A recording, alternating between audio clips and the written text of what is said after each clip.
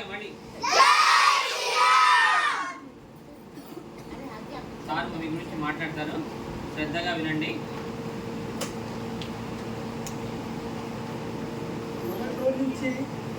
రోజు వస్తున్నారు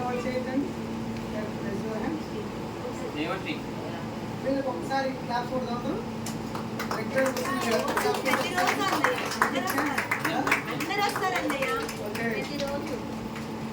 సంతోషం. ఇలా వస్తున్నారు కదా, అందరు హ్యాపీగా ఉన్నారా? మంచిగా అనిపిస్తుందా? అయితే బయట మనం రోజు స్కూల్కి వెళ్తున్నాం కదా, మళ్ళీ ఇక్కడ కూడా వస్తున్నాం. తేడా ఉందా? స్కూల్లో చెప్పేదానికి ఇక్కడ చెప్పేదానికి తేడా ఉందా లేదా? ఇక్కడ కొత్త విషయాలు చెప్తారా మనకి? ఏ విషయాలు చెప్తారు మనకి?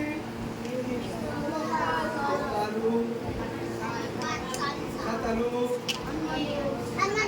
చాలీసా, ఇవన్నీ మన పుస్తకాల్లో ఉంటాయి, అవి ఉండవు.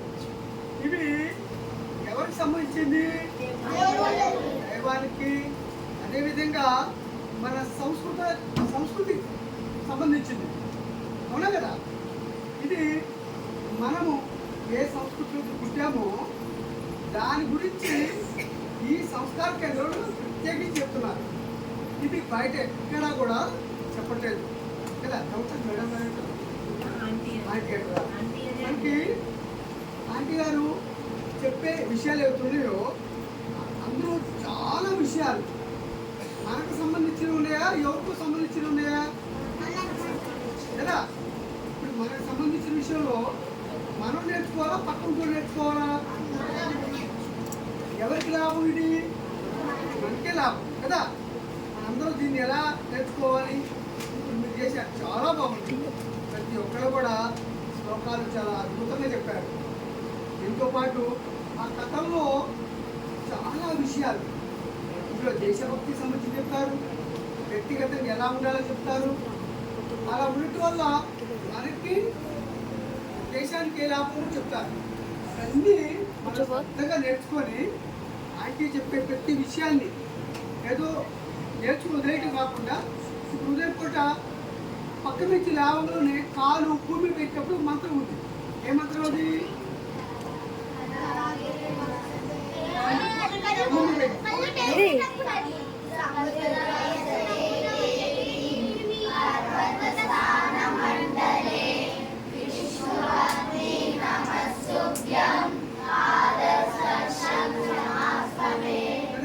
ఇప్పుడు ఇందులో మన భూమిని క్షమించమని కోరుతున్నాం. అమ్మా, ఆవిడ భూమి వల్ల మనకి అన్నీ వస్తున్నాయి. మన తినే ఆహారం కావచ్చు, సమస్త భూమి నుంచి వస్తుంది.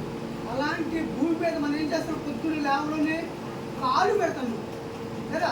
మనకు అన్నం పెట్టుకోవడం మీద తంతాం మనం, తప్పు కదా.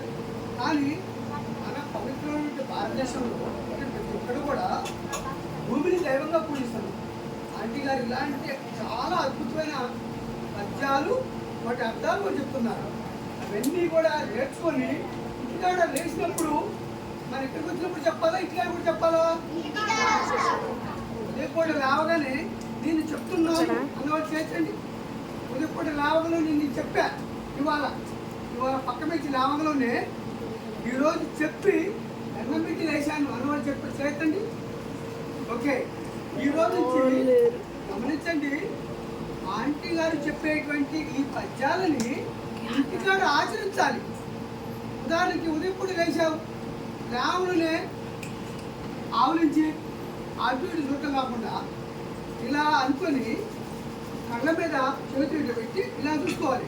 కళలక్ష్మి వస్తే లక్ష్మి, కర మధ్య సరస్వతి, కర మూడే అని చెప్పినప్పుడు కళాగ్రంథి చివర, వేళ్ళు చివర, చేతి మధ్యలో చివర వీటిని చూసుకొని దండం పెట్టుకుని లేవాలి.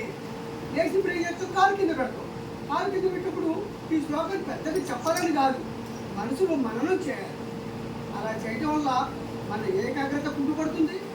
తర్వాత మనందరం కూడా మంచి విద్యార్థులుగా రాణిస్తాం. దేవుడి యొక్క అనుగ్రహం ఎప్పుడు ఉంటుంది. మనం స్వతహాగా కష్టపడతాం, దేవుడి శక్తి వచ్చింది అనుకోండి, మనం గొప్పవాడు అవుతాం లేదా? మనందరం గొప్పవాడు కావాలవుతా? కావాలంటే అందుకే ఆంటీ గారు చెప్పే ప్రతి శ్లోకము ప్రతి కథ వినాలి, రెగ్యులర్గా సమయానికి రావాలి. మనందరము ఈ కేంద్రంలో మంచి పౌరులుగా కానించాలి, ఎదగాలి. ఓకేనా? జై శ్రీరామ్. అయితే సారు విశ్వ హిందూ పరిషత్తు యువ కార్యదర్శిగా ఉంటూ ఇలాంటి మనం ఇక్కడ కండక్ట్ చేస్తున్నాం కదా, ఇట్లాంటి 4 చోట్ల కండక్ట్ చేస్తున్నారు సారు. అంటే ఇట్లాంటి మేడమ్స్ తోటి అక్కడక్కడ కండక్ట్ చేస్తున్నారు. ఫ్యూచర్లో ఇక్కడ కూడా రెగ్యులర్గా ఏర్పాటు ఉంది ఇక్కడ కూడా.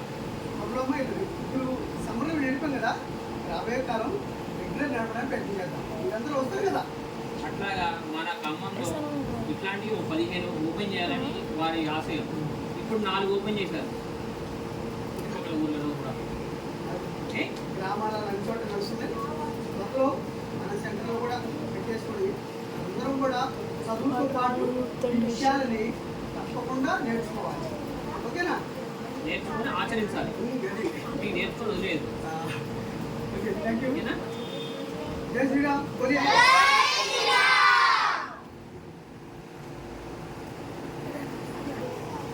బాగుందని సంఖ్య